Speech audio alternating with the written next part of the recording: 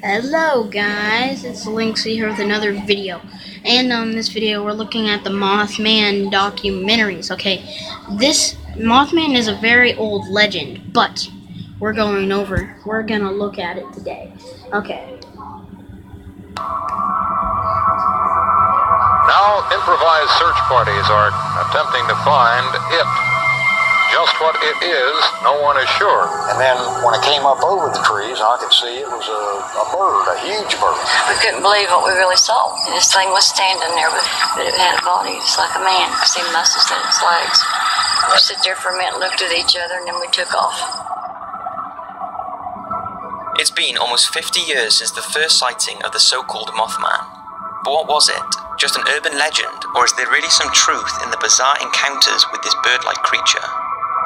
The first recorded sighting of it was on November the 12th, 1966, when 5 grave diggers working near Point Pleasant, West Virginia, a small town with a very tight-knit community, claimed to have seen a man-like figure with huge bat wings fly down from nearby trees, straight over their heads. Then, just a few days later, on November the 15th, Roger Scarberry, his wife, and 3 other people ran terrified into the Mason County Courthouse and reported that they had witnessed a 7-foot creature with glowing red eyes and huge wings. At first they thought the red eyes were car lights, but when they realized it was in fact a creature, they sped off very quickly, with everyone in the car later reporting that the creature followed them closely but flew off into the night sky as they approached the courthouse.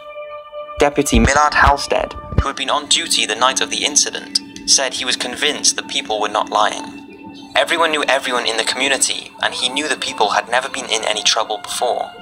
All 5 of them gave exactly the same account of what they had seen, even though they were interviewed in separate rooms, and the deputy said the terror in their eyes was very real, and that he was convinced they were not lying and did see something that followed them. The incident was taken so seriously that the deputy went with Scarberry back to the site near the McClinton Wildlife Management area where the creature had first been spotted, and although nothing was found, it wasn't long before this sighting and the gravediggers sighting got around and frightened the locals.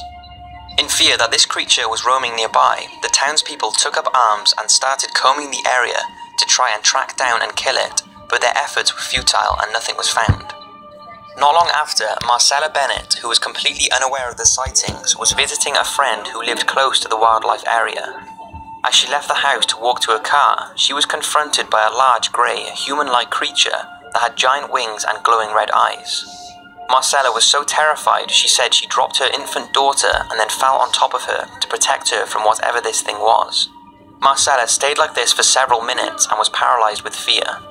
She said she then stared into the glowing red eyes of the Mothman and was eventually able to get up and run back to the house with her daughter, where the police were quickly called.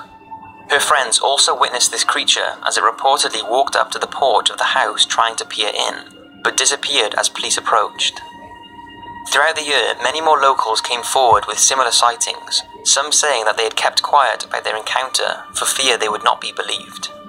To the locals and everyone else, it was becoming clear that the Mothman was not a figment of imagination, but could in fact be real.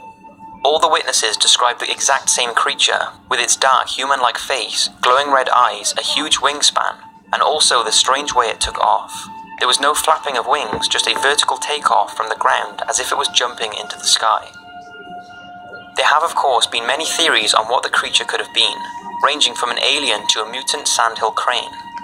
John Keel, who was a famous journalist, ufologist, and author of the Mothman prophecies, even said that he thought a few reports could have just been flying owls. The mutant sandhill crane idea came from the fact that near the location at which Roger Scarberry and the passengers in his car claimed to have spotted the Mothman was called the TNT area,